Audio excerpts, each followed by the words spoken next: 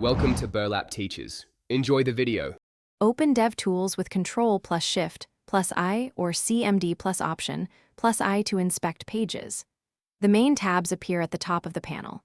Use the Elements panel to edit HTML and CSS live in the browser. Click any element to see its box model and computed styles on the right side. Toggle the device toolbar to test responsive layouts at 375x 667 or custom widths and heights. Changes you make in DevTools are temporary until you update source files. Use the console to run JavaScript snippets, view errors, and inspect logged values. Type expressions directly and press Enter to evaluate results immediately. Open the Network tab to monitor requests, status codes, sizes, and load times for each resource.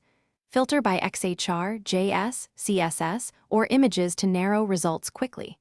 Record performance to analyze frame rates, scripting time, paint events, and layout shifts. Use screenshots and flame charts to pinpoint slow functions and heavy rendering tasks.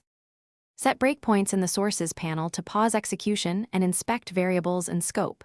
Step through code with step over, step into, and step out controls to trace logic. Use conditional breakpoints and log points to reduce noise while debugging complex flows.